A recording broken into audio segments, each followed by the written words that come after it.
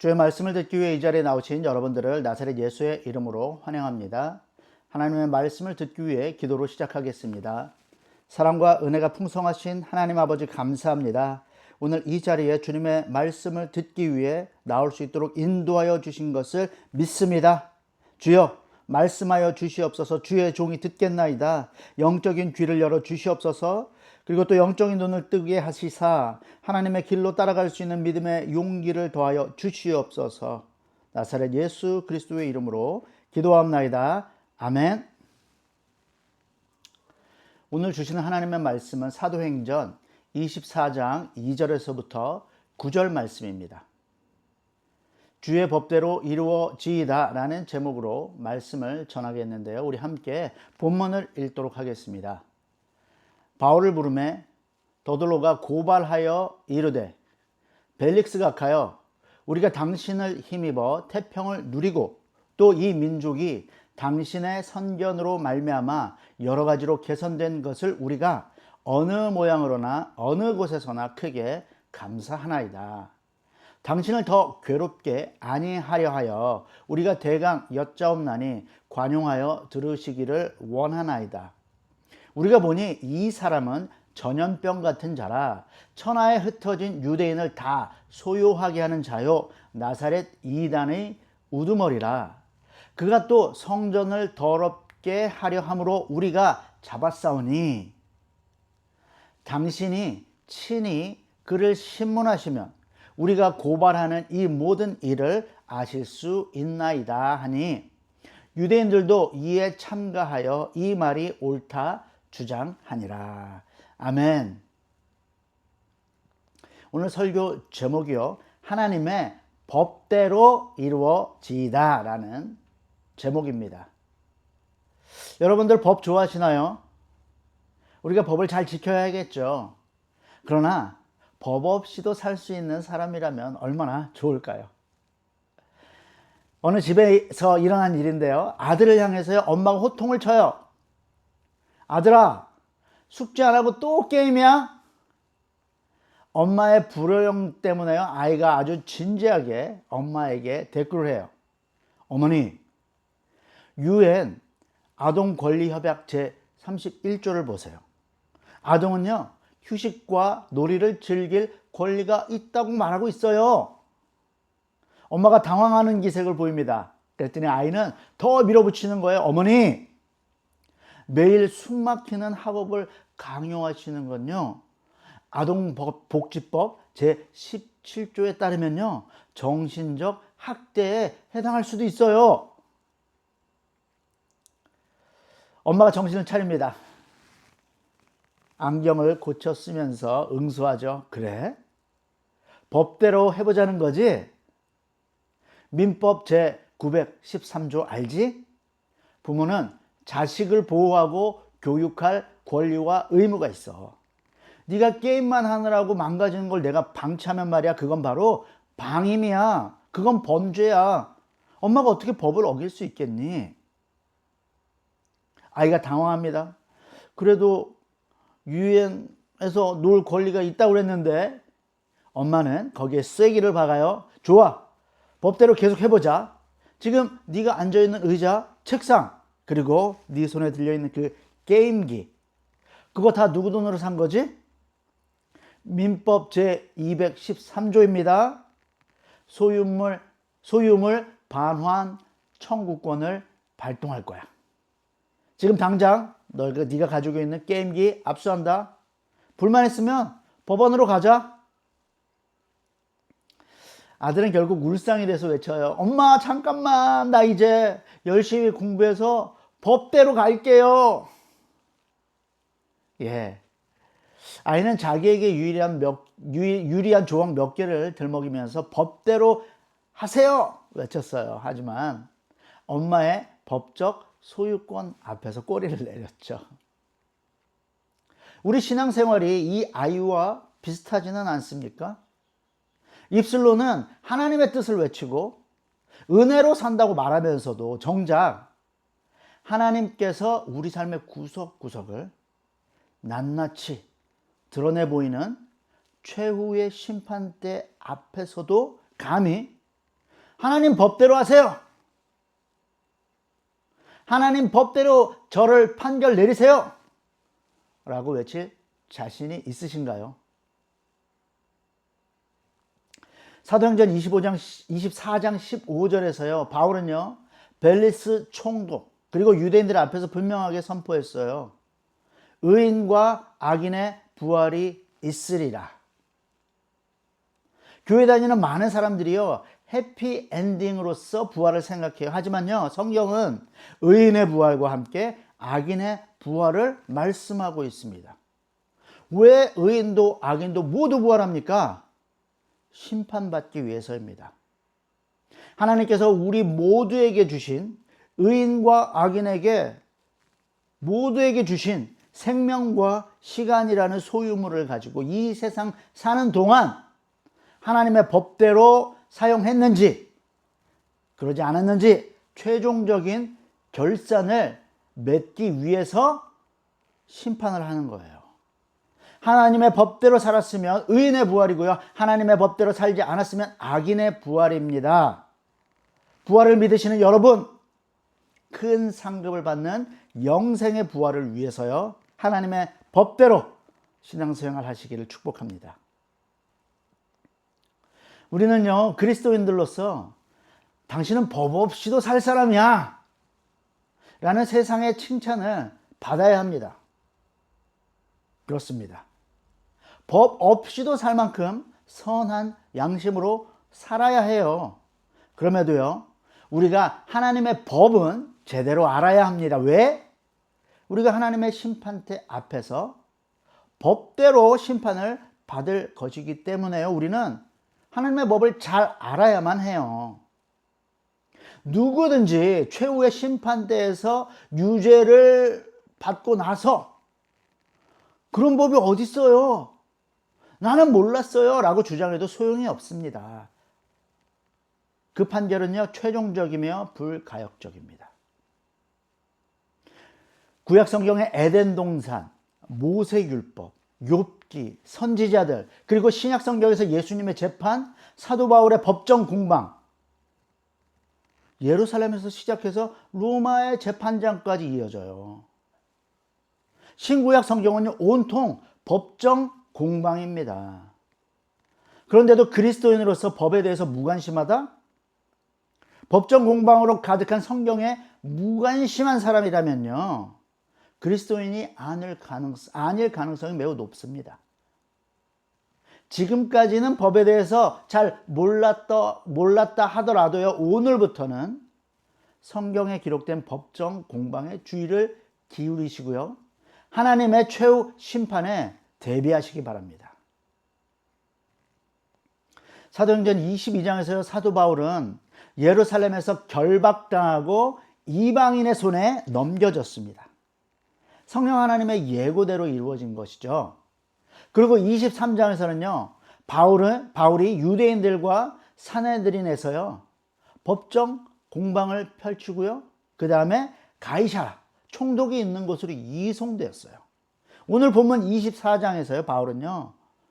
로마에서 파견된 총독 벨릭스의 재판정에 서 있는 거예요. 법정 공방은요. 신구약 성경을 관통하는 아주 중요한 배경이에요. 그리고 로마는요.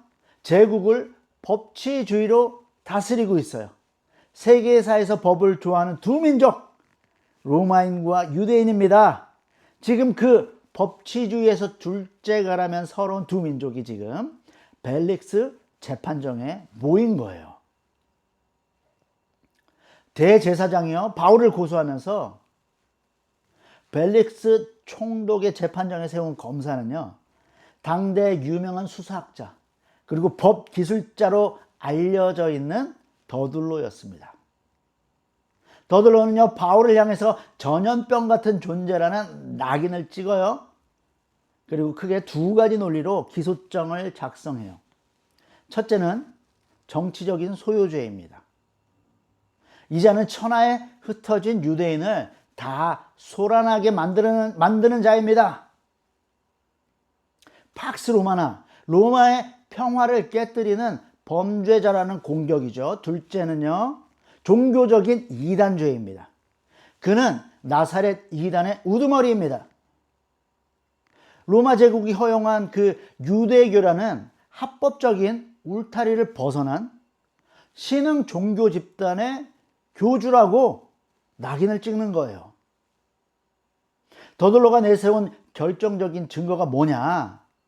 바울을 체포한 이유가 뭐냐? 오순절에 있었던 예루살렘 성전 모독 사건입니다. 이 위험한 이단의 우두머리가 감히 우리의 거룩한 성전을 모독했고요. 그 사건 때문에 유대인들 사이에 대규모 소요 사태가 일어났습니다. 그래서요, 바울은 가는 곳마다 사건 사고를 일으켜서요, 제국의 안녕을 해치는 전염병이 된 것입니다.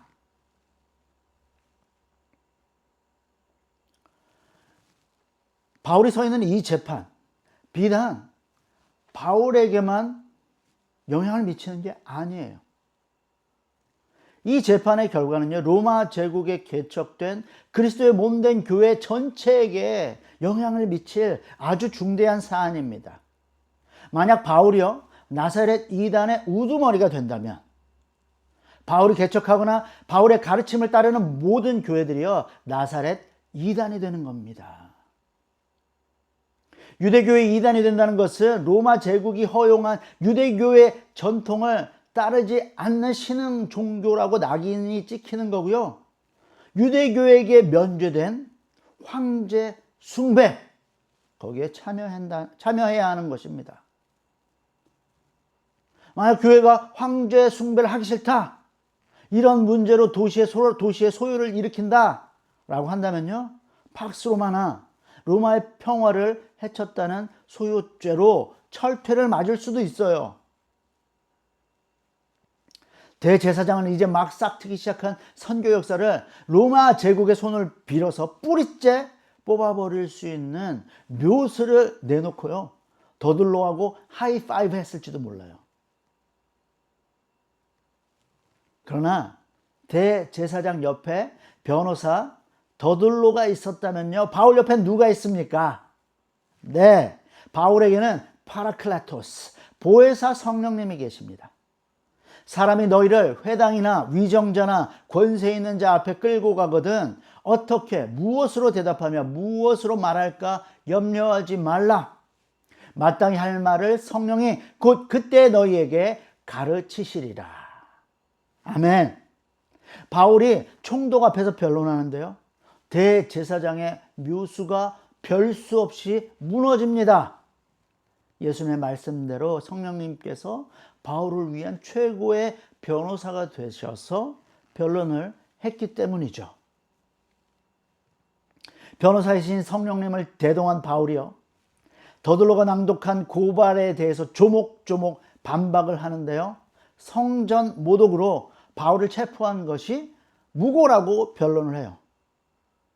나를 성전에서 모았다는 그 목격자들은 지금 어디에 있습니까? 로마법의 기본은요, 대질신문이에요. 현장 증인이 재판장에 출석해서 증언하고요, 또 3자 대면을 하면서 사건의 진위를 파악해야 돼요. 그런데요, 재판장에 증인이 단 한 명도 없어요. 이것은요, 기소가 아니라 명백한 무고입니다.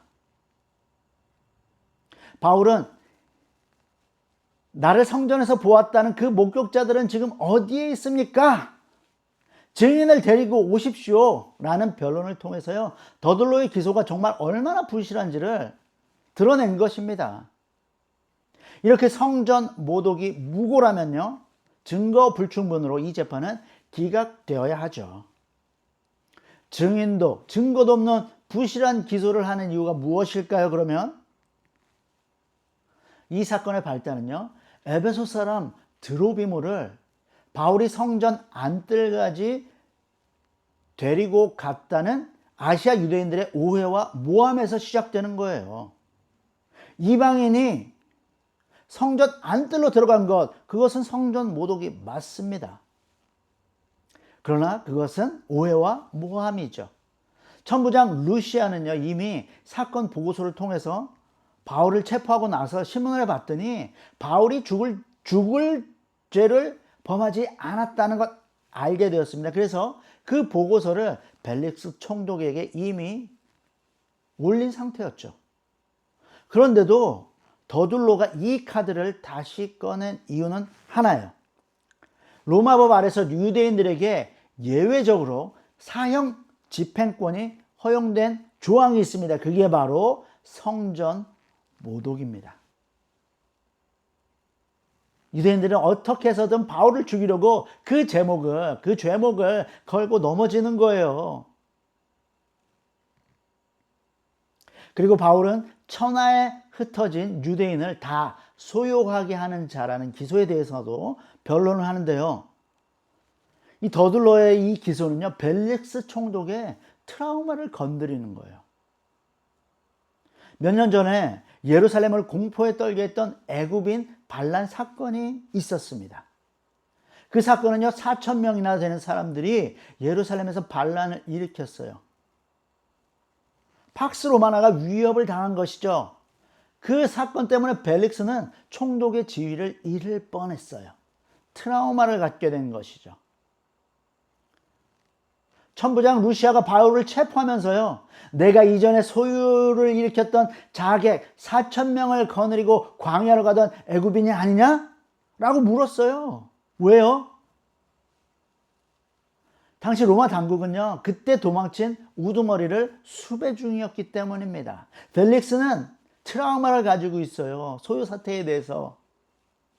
그래서요, 그걸 잘 알고 있는 더둘로가 바울을 천하를 소유하게 하는 전염병이라고 몰아세운 것입니다. 사형 판결을 유도하는 것이죠. 그러나 바울은 도망친 반란군의 우두머리도 아니고요, 소유를 꾀하는 자로서 군중을 선동하기 위해서 시장을 돌아다니지도 않았습니다.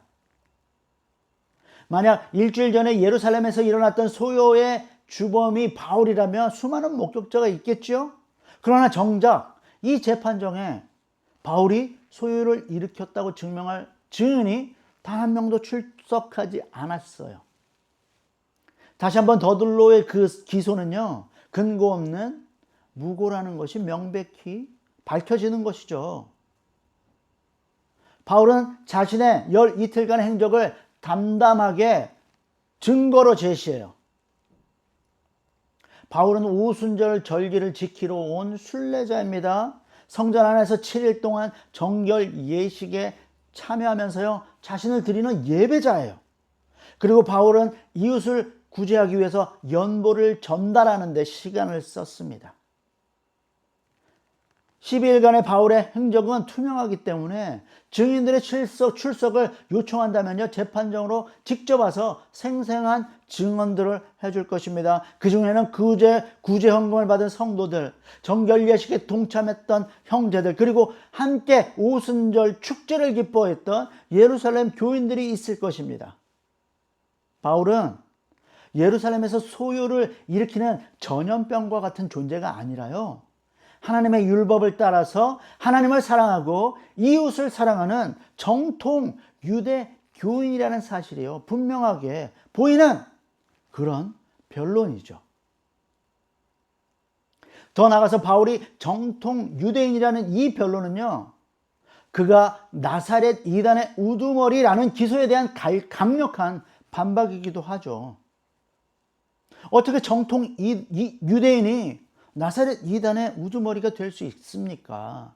나는 그들이 이단이라 하는 도를 따라 조상의 하나님을 섬기고 율법과 선지자들의 글에 기록된 것을 다 믿으며 그들이 기다리는 바 하나님께 향한 소망을 나도 가졌으니 곧 의인과 악인의 부활이 있으리라 함이니이다.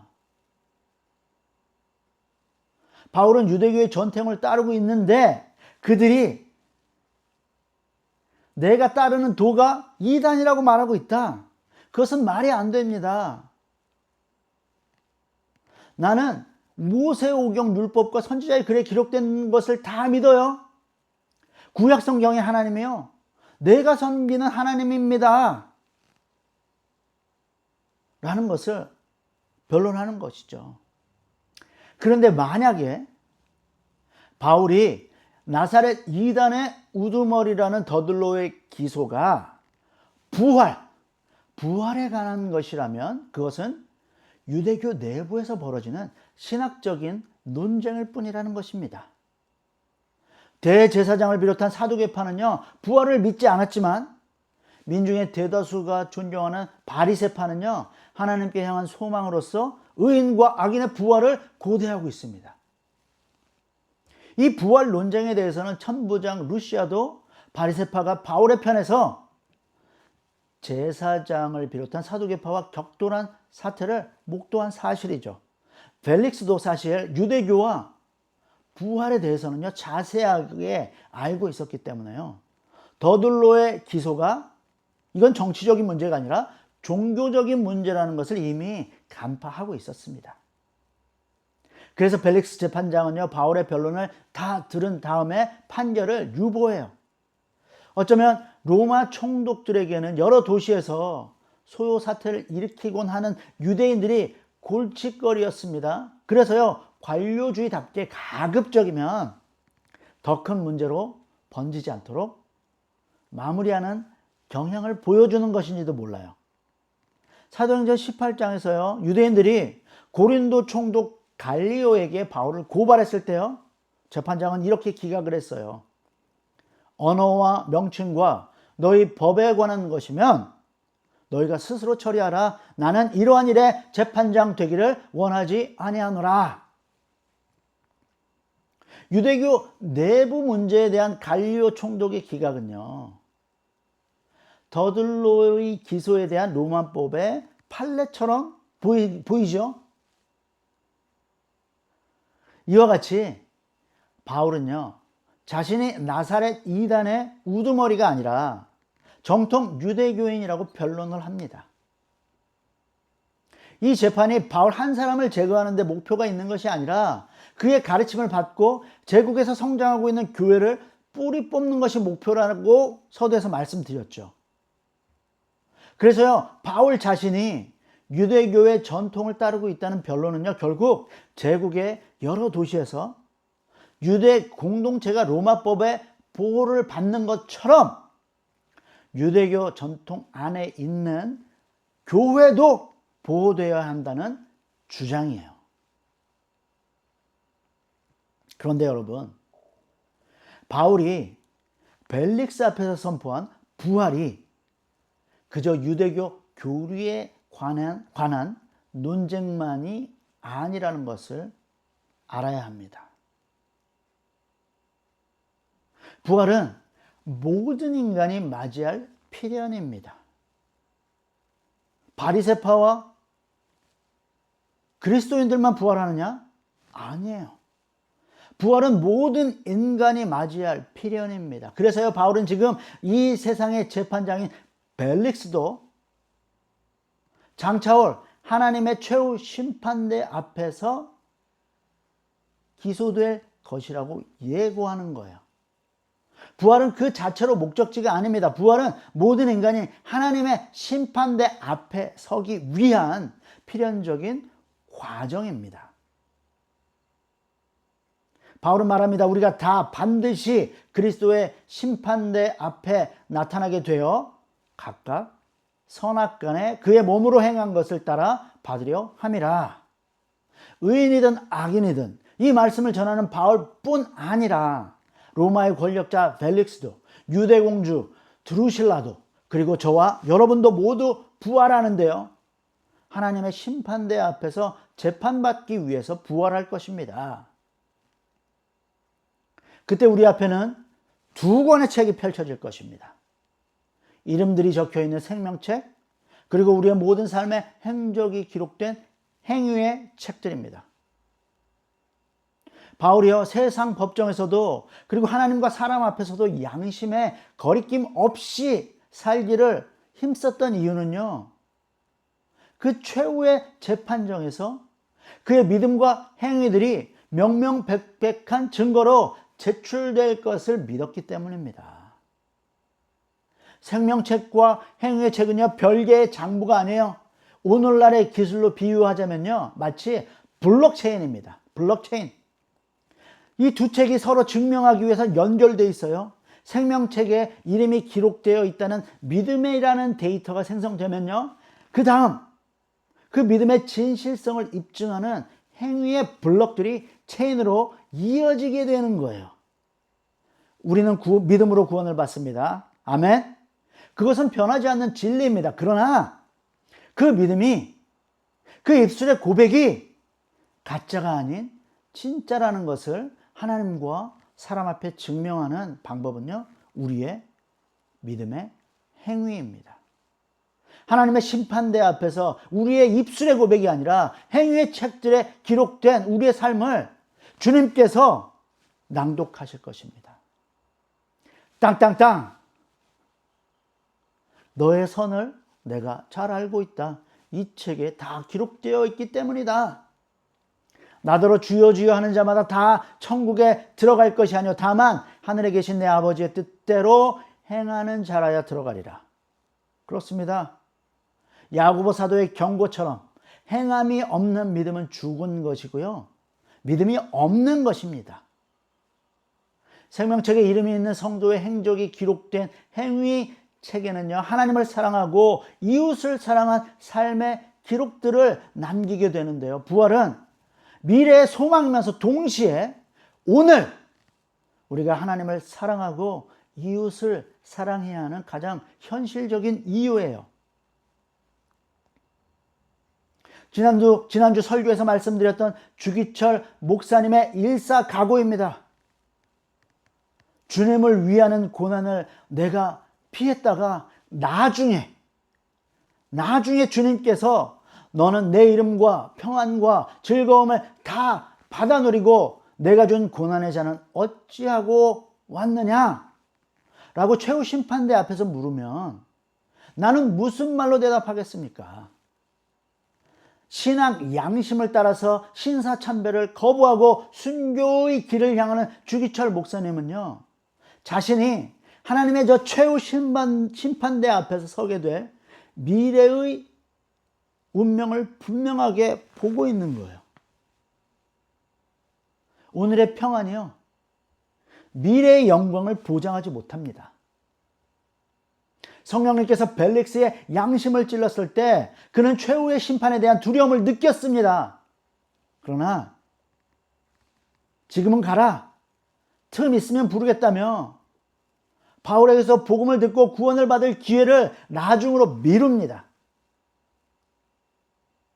그리고 바울에게서 돈을 받을까 바라는 탐욕도 버리지 못합니다. 벨릭스의 이런 삶이 과연 의와 절제로 하나님의 최후의 심판대를 준비하는 삶입니까? 그는 선을 미루고요, 지금 악을 기록할 뿐입니다.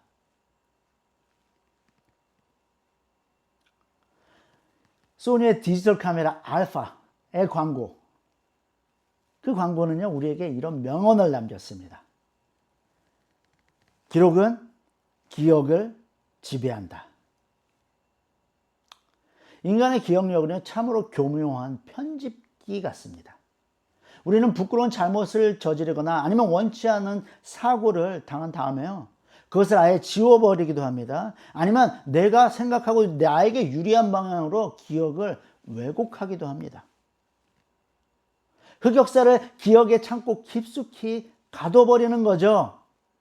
반대로 어떤 기억은 시간이 지날수록 아름다운 추억으로 덧칠 해줘요. 야, 내가 왕년에는 말이야, 자신의 그 실제 삶보다 나를 더 따뜻하고 정의롭고 뭔가 로맨틱하고 그런 사람처럼 이야기합니다. 스스로를 속이는 것입니다. 심리학자들이 말하는 이 자보 기제는요, 기억을 우리 입맛에 맞게 편집하지 않고는요, 오늘을 살아갈 그런 힘, 용기를 얻지 못하는 우리 인간의 연약함입니다. 그런데요, 최후의 심판대 앞에 펼쳐질 행위의 책에는요, 그런 편집 기능이 없습니다. 그 책에는 우리가 애써 외면했던 흑역사의 원본이 고스란히 담겨 있어요. 그리고 우리가 미화하고 있는 추억의 민낯이요, 필터 없이 그대로 기록되어 있습니다. 우리의 기억이 우리를 속일 수는 있어야 하지만 하나님의 기록은요, 우리의 판결을 지배합니다. 훗날 우리가 부활의 몸을 입고 그분 앞에 섰을 때 내가 그런 일을 했다고요? 전혀 기억이 나지 않습니다. 라고 더둘라와 같은 검사처럼 뻔뻔하게 거짓말할 수 있을 것 같습니까? 그날엔요, 오직 명백한 기록만이 우리의 믿음과 행위를 증명할 것입니다. 그렇다면 우리의 이 불완전한 기억과 하나님의 준엄한 팩트 체크 사이의 간격을 어떻게 극복해야 할까요? 방법은 한 가지입니다. 지금 이 순간을 내가 하나님의 카메라 앞에서 살고 있다. 정직하고 합당한 기록을 지금 남기는 것입니다. 최선은요, 오늘 하루 하나님의 법대로 사는 것입니다. 바울은 율법을 따라 오순절에 예배드리고 가난한 이웃을 구제했습니다. 나시린 서원으로 자신을 하나님께 드린 정결 예식에도 참여합니다. 율법의 행위로 구원받는 것은 아니지만요, 구원받은 백성은요, 하나님의 법을 실천합니다. 그것은 성령의 열매입니다. 너무나 당연한 것입니다. 성령으로 심었는데요, 성령으로 열매를 맺어야죠. 오늘 우리가 지켜야 하는 하나님의 법은 분명합니다. 하나님을 사랑하고 이웃을 사랑하라. 이것이 우리 주 예수 그리스도께서 가르치신 가장 큰 계명이죠. 무덤 속에 있는 자가 다 그의 음성을 들을 때가 오나니 선한 일을 행한 자는 생명의 부활로, 악한 일을 행한 자는 심판의 부활로 나오리라. 이 요한복음의 말씀은요, 우리를 위한 하나님의 준엄한 경고입니다. 사랑하는 성도 여러분, 오늘 여러분의 삶은 하나님의 책에 기록되고 있는데 어떻게 기록되고 있습니까? 펠릭스처럼 선한 일을 내일로 미루지 마십시오. 오늘 회개하고요, 오늘 용서하십시오. 오늘 사랑하고 오늘 구제하고 오늘 전화하시고 오늘 복음을 전하십시오. 시간이 지나면서 우리의 기억이 희미해지지만요, 오늘 우리의 기억은 명확합니다. 그리고 그 기록은요, 영원할 것입니다. 장차 부활의 때 오늘의 기록이 하나님의 법대로 살았다는 증거가 되고 하나님 앞에 큰 상급을 받는 증언이 되기를, 여러분의 성적표가 되기를 간절히 축원합니다. 기도하겠습니다.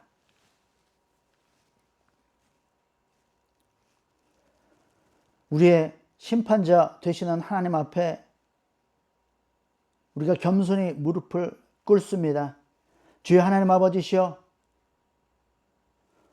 방종한 삶이 있었다면 이제 하나님 앞에 순복하는 삶이 되게 하여 주시옵소서. 움츠러든 삶을 살고 있다면 하나님께서 주시는 성령의 능력으로 일어나 오늘 선을 행하는 자가 되게 하여 주시옵소서. 그리하여 하나님께서 쓰고 계시는 그 행위의 책들에 하나님의 아들의 놀라운 선한 행위들이 기록되고 최후 심판대 하나님께 큰 상급을 받게 하여 주시옵소서. 오늘 주의 법대로 살게 하여 주시옵소서. 나사렛 예수 그리스도의 이름으로 기도하옵나이다. 아멘.